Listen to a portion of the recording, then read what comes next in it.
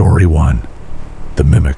Last night, my mother, who died 6 months ago, knocked on my front door. I swear to God it was her, and she didn't knock like a visitor. She pounded. It wasn't the sharp rap of knuckles against wood. It was a rhythmic, wet thud, like a slab of raw meat hitting a butcher block. Thump, thump, thump. I froze. I was sitting on the living room floor, surrounded by cardboard boxes. It was December 23rd. Outside, a historic blizzard was burying the state of Michigan, but inside, the house felt even colder. I'm 24, and being the executor of your own parents' estate is a lonely job, especially 2 days before Christmas. The house was dead silent, except for the wind howling against the siding. Then came that sound again. Thump, thump, thump. My stomach dropped. It was 11:45 at night. The driveway hadn't been plowed in 2 days. Nobody should have been able to get to the porch. I stood up, grabbing the aluminum baseball bat I'd been keeping by the couch. A rational reaction for a guy living alone in an isolated house. I told myself it was just the storm doors slamming in the wind. I crept into the hallway, my grip tightening on the bat until my knuckles turned white. "Who is it?" I called out. My voice shook more than I wanted it to. For a moment, there was just the whistling of the wind. Then, a voice drifted through the heavy oak door. "Sweetie, open up, it's cold. I forgot my keys." I almost dropped the bat. The air left my lungs in a painful rush. It wasn't just a woman's voice. It was her voice.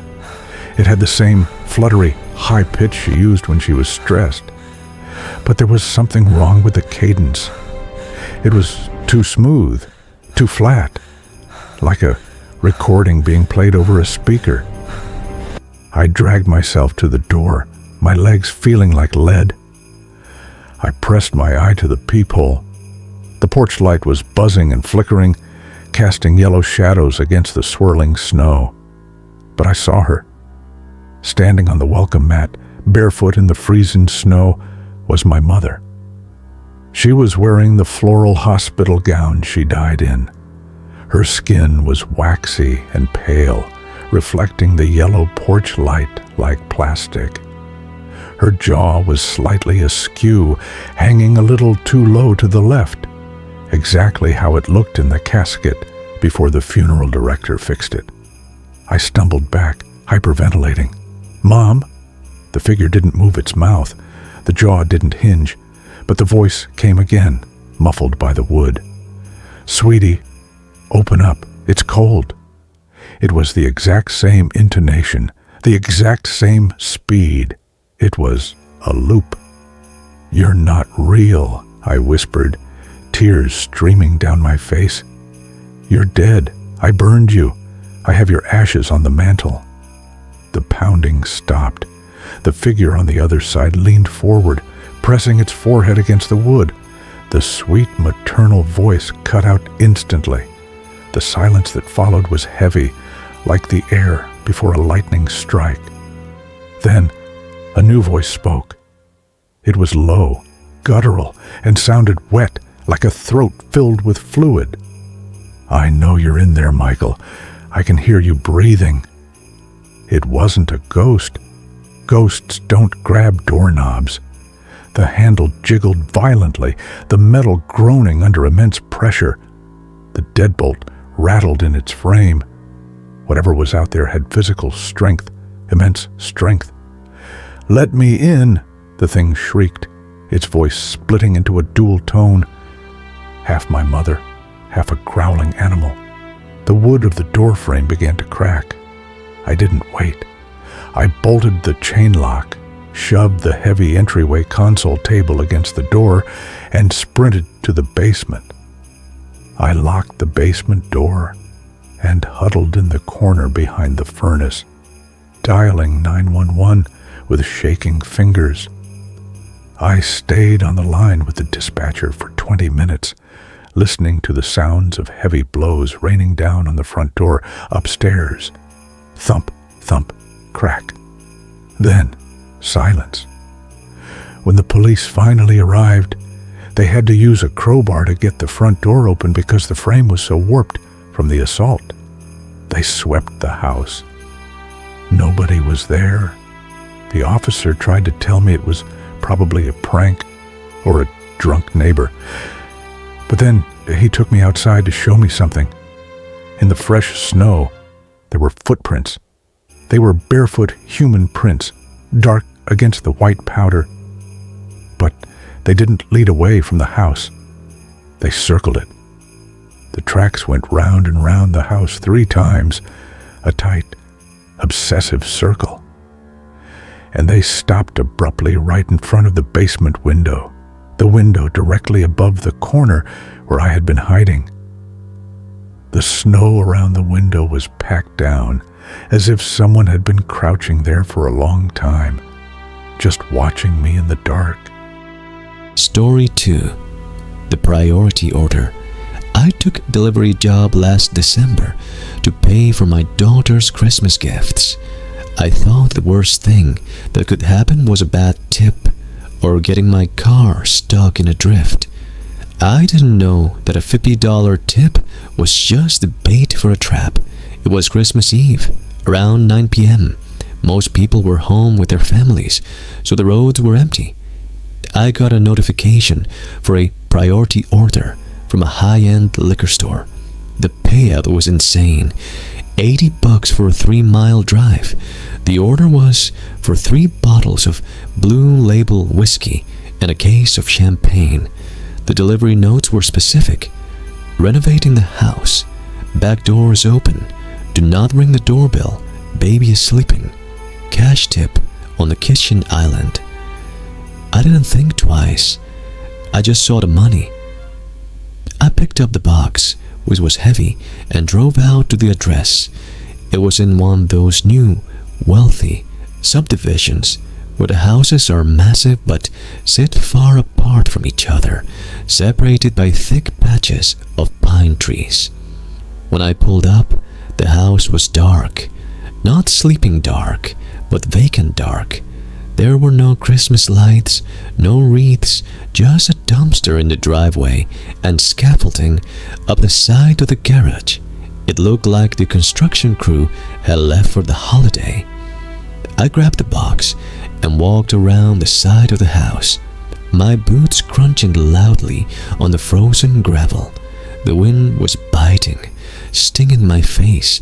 I found the back door. It was a heavy steel service door, and just like the note said, it was cracked open about an inch. I nudged it open with my shoulder. "Delivery," I called out. No answer. I stepped inside. The interior was freezing, colder than it was outside. The house was gutted. No drywall, just exposed studs and concrete floors. The only light came from a street lamp filtering in through the plastic sheeting over the windows. I walked toward what looked like the kitchen island, just a frame of 2x4s. There was no cash tip waiting there. I set the box down on the floor. "Hello? I have your order." That's when I heard it, the distinct metallic click of a deadbolt sliding into place behind me. My heart hammered against my ribs. I spun around. Standing between me and the back door was a man. He was wearing a heavy Carhartt jacket and a ski mask rolled up like a beanie. He wasn't holding a wallet. He was holding a framing hammer. "Thanks," he said. His voice was calm, terrifyingly calm. "Leave the box." Then, a second shadow detached itself from the darkness of the hallway. Another man, this one holding a roll of duct tape. My brain stalled. This wasn't a robbery. I had nothing on me but a cheap phone and car keys. They weren't here for the booze. They were here for the driver. "On the ground," the man with the hammer said, taking a step toward me. He raised the weapon. "Fight or flight. isn't a decision you make. It's a switch that gets flipped. I knew if I got on that ground, I wasn't leaving this house. I reached into the box I had just set down, my fingers wrapping around the neck of a whiskey bottle. As the man lunged, I swung it with every ounce of fear and adrenaline I had. Smash! The heavy glass bottle connected with the side of his head, exploding in a spray of amber liquid. He yelled, dropping the hammer and stumbling back, clutching his face. "Get him!" the second man screamed. I didn't run for the door. The first guy was blocking it. I ran deeper into the gutted house. I sprinted across the uneven concrete, dodging stacks of drywall. I saw a window on the far wall covered in thick plastic. I didn't slow down to check if it was open. I launched myself at it. I hit the plastic and the glass behind it like a linebacker. The pane shattered, slicing into my jacket and hands, and I tumbled out into the snowbank on the side yard. The cold air hit my face like a slap. I scrambled up, slipping in the deep snow, and sprinted for my car. I could hear shouting behind me and the sound of boots hitting the pavement. I fumbled with my keys, dropped them, snatched them up, and threw myself into the driver's seat. I locked the doors just as the second man reached the car. He slammed his fist against my window, screaming something I couldn't hear over the blood rushing in my ears. I threw the car into reverse and peeled out of the driveway, drifting onto the main road. I drove 4 miles before I pulled over at a gas station to call the cops. My hands were shaking so bad I could barely hold the phone. The police investigated the address. The house had been vacant for 2 years. The credit card used to place the order was stolen from a woman in the next town over earlier that day. They never found the men, but the cops told me something that keeps me up at night. When they searched the gutted house, they found a room in the basement that had been prepped. There was a metal chair bolted to the concrete floor and soundproofing foam glued to the studs. I quit that job the next day. Now, if I see a house with no lights on, I don't care how big the tip is. I just keep driving. Story 3. The changing room. My dad taught me to always check the back seat of my car before getting in, especially at night. He gave me pepper spray when I went to college, but he never told me to check the other stalls in a department store dressing room. I had to learn that lesson on my own, and I almost didn't survive the class. It was December 23rd, the absolute peak of holiday chaos.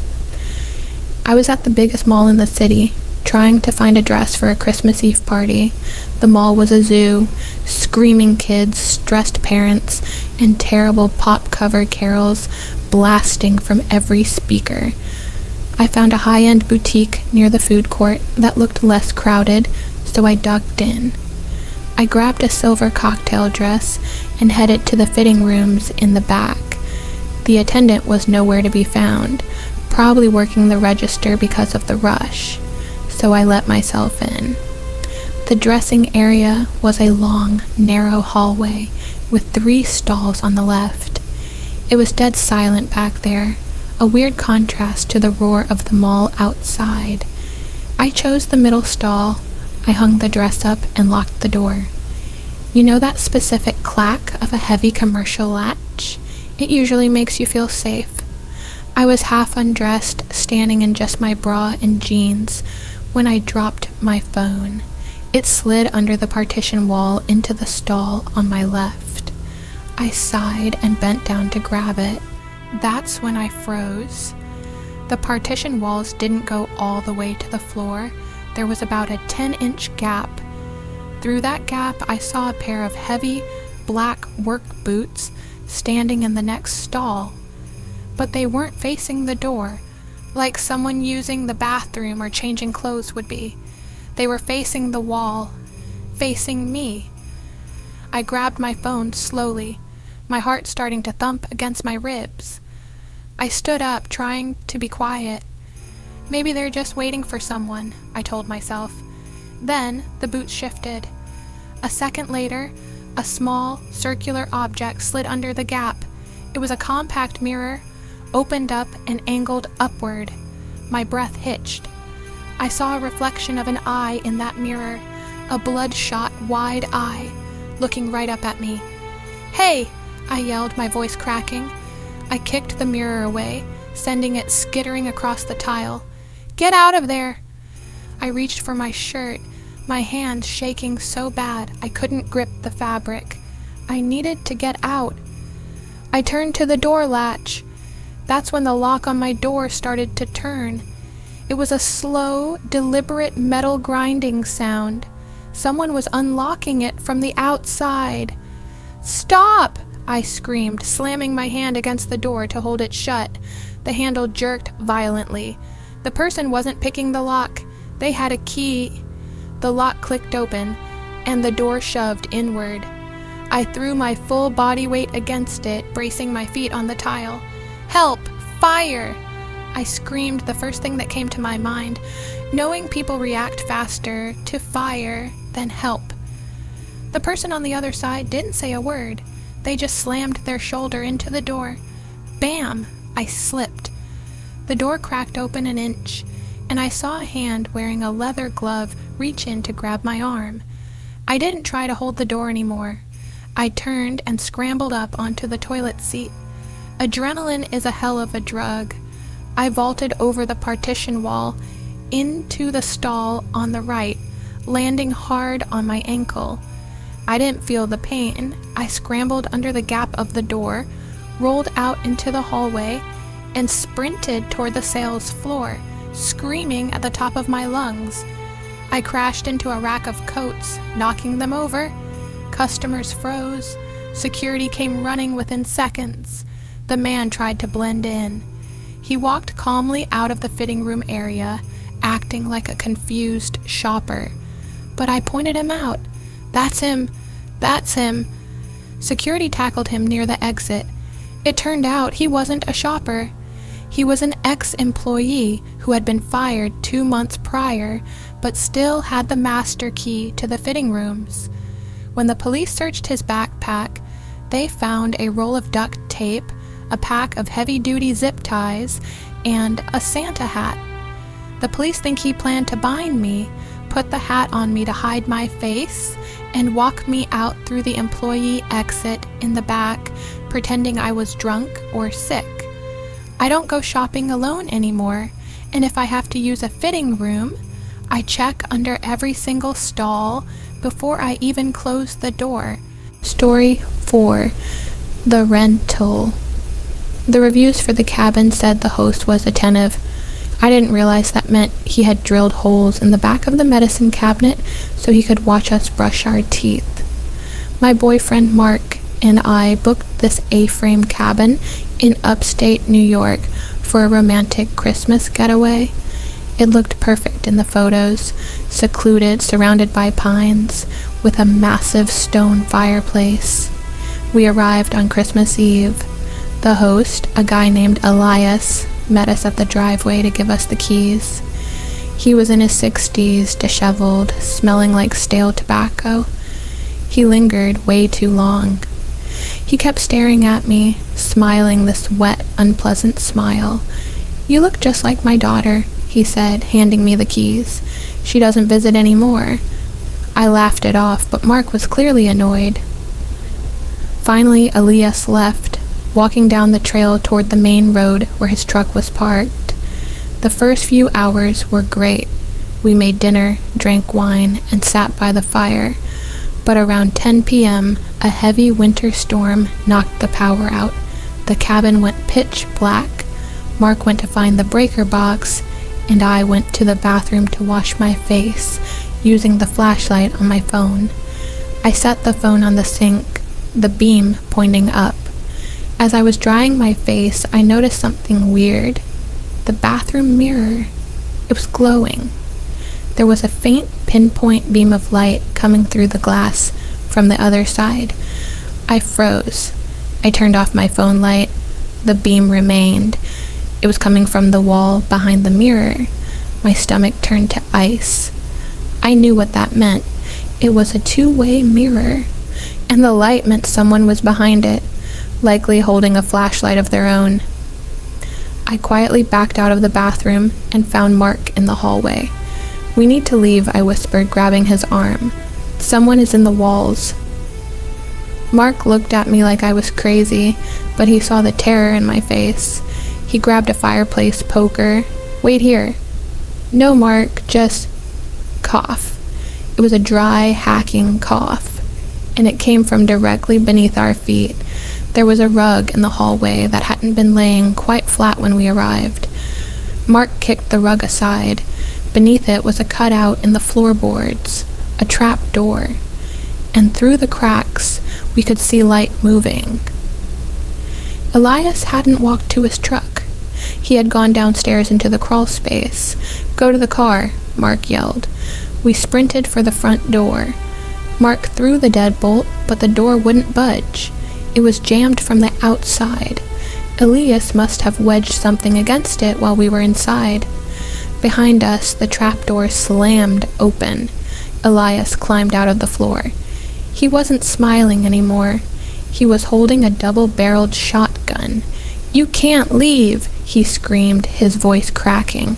"It's Christmas. You have to open your presents." He wasn't just a voyeur. He was having a complete psychotic break. Mark didn't hesitate. He grabbed a heavy dining chair and hurled it through the sliding glass door in the back of the cabin. The glass shattered with a deafening crash. "Run!" We bolted out into the snow. I was barefoot. I didn't feel the cold. I only felt the glass slicing my feet as we scrambled off the deck. Boom! A shotgun blast blew out the doorframe behind us. We scrambled up the icy driveway, slipping and falling. I could hear Elias screaming in the woods behind us, singing. He was singing Jingle Bells at the top of his lungs, laughing between verses. We reached our car. Thank God Mark had the keys in his pocket. We peeled out of there, driving 5 miles on a flat tire before we finally got cell service to call 911. The police raided the cabin an hour later. They found Elias sitting in the living room, weeping, holding a mannequin dressed in old women's clothes. But the basement was the worst part. It was a monitoring room. He had monitors hooked up to tiny cameras hidden inside the ornaments on the Christmas tree. He had been watching us from the moment we walked in. And on the wall, he had taped up photos of other couples who had stayed there, hundreds of them. We spent Christmas morning in the hospital, getting stitches in my feet. I don't travel for the holidays anymore. I stay home. I lock my doors, and I cover every mirror in the house. Story 5. The car seat. If you're driving late at night and you see a baby car seat sitting in the middle of a snowy road, don't stop. It's not an accident. It's bait. I've been a long-haul trucker for 15 years. I've seen everything on the road. Drunk drivers, bad wrecks, weird lights in the sky. But nothing scared me like what happened last Christmas night. I was hauling a trailer full of high-end electronics, TVs, gaming consoles, the expensive stuff. I was cutting through a 2-lane back road in rural Pennsylvania to shave an hour off my time so I could get home to my family by morning. The road was desolate, no streetlights, just endless pine trees coated in heavy snow, illuminated by my high beams. Around 2 a.m., I came around a bend and saw hazard lights blinking weakly on the shoulder. A beat-up sedan was nose down in a shallow ditch, and right in the middle of my lane, facing the truck, was an infant carrier car seat. My heart jumped into my throat.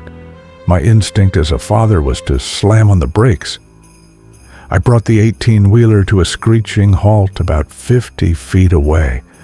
I popped the air brake and grabbed my tire thumper, a heavy 18-inch hickory club I keep by the seat, just in case. I cracked the door. The wind was howling, kicking up snow. I expected to hear a baby crying, but there was only silence. I stepped down from the cab, leaving the engine running. The cold air bit through my jeans instantly. I walked toward the car seat, my grip tightening on the hickory club. "Hello? Anyone hurt?" I yelled toward the car in the ditch. No answer. I got within 5 feet of the car seat and stopped. Something was wrong. The blanket draped over it wasn't moving. I leaned in closer, shining my flashlight into the carrier. It wasn't a baby. It was a plastic doll wrapped in a dirty towel. Crunch. The sound came from behind me. The distinct sound of boots breaking through the crust of snow on the side of the road. I spun around. 3 men were emerging from the tree line on the other side of the road. They hadn't been in the crashed car. They'd been waiting in the woods. They were dressed in dark Carhartt gear, faces covered by scarves. They weren't looking at me. They were looking at my trailer. "Hey!" I yelled, raising the club. The biggest guy pulled something from his waistband, a long, fixed-blade hunting knife. The metal glinted in my headlights. They rushed me. They were between me and my driver's side door. I couldn't get back in. The guy with the knife lunged. I swung the tire thumper wildly, connecting hard with his shoulder. He yelled and stumbled back, dropping the knife in the snow. The other 2 grabbed me. One got me in a headlock. I rammed my elbow back into his ribs and stomped on his foot. I broke free, but I was disoriented. I knew I couldn't outrun them in the deep snow, and I couldn't fight 3 of them. Instead of running away into the woods, I dropped to my knees and rolled under my own trailer. I scrambled on my hands and knees across the frozen asphalt to the passenger side of the cab. They didn't expect that. By the time they realized where I'd gone, I was yanking open the passenger door. I threw myself inside and locked it, just as one of them slammed against the glass. I scrambled over the console into the driver's seat and laid on the air horn. Honk. The sound was deafening in the silent woods. It echoed off the trees like a freight train. The attackers panicked. Headlights appeared in the distance. Another car was coming. They scattered like roaches, running back into the woods. I didn't wait for the cops. I put it in gear and drove around the doll in the road, my hands shaking so badly I could barely steer. I reported it at the next way station. The state trooper told me a crew had hijacked 3 trucks that week using the same trick. They use the baby to get you out of the cab, then they take the truck and the cargo.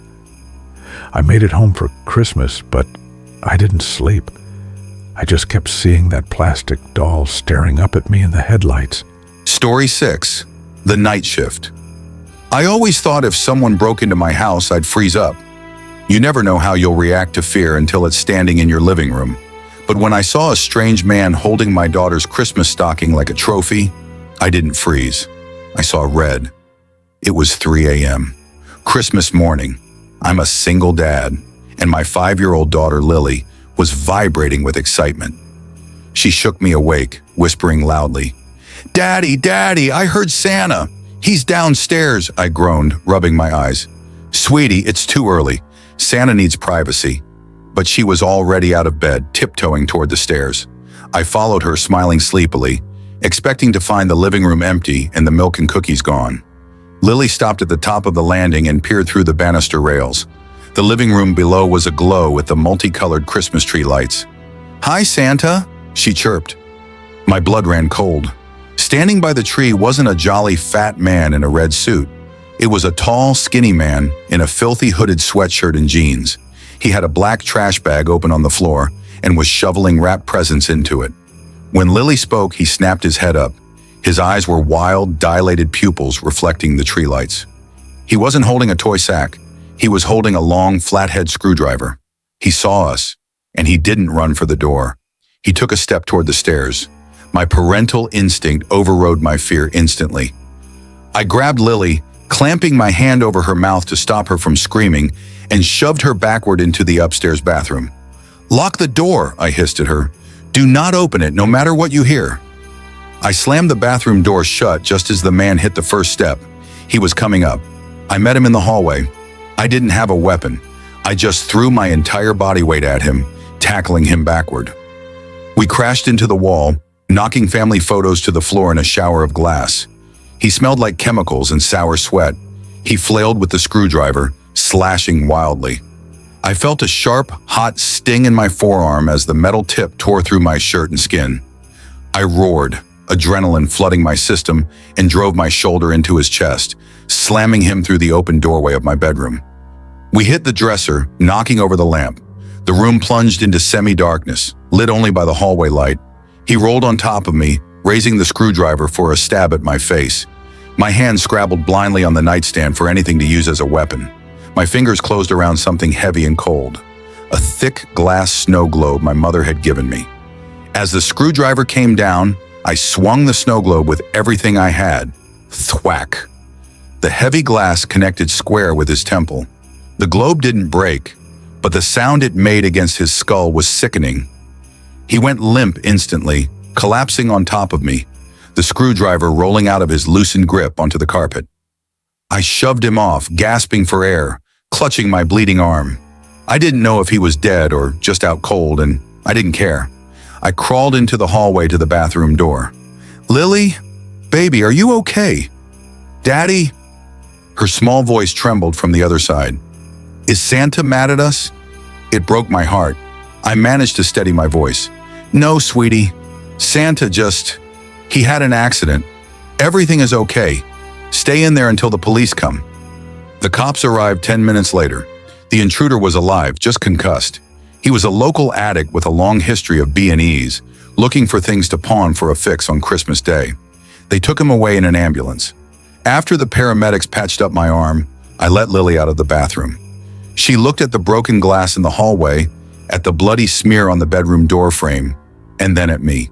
"Did the bad man hurt you?" she asked, her eyes wide. I picked her up with my good arm and held her tight, burying my face in her hair so she wouldn't see me crying.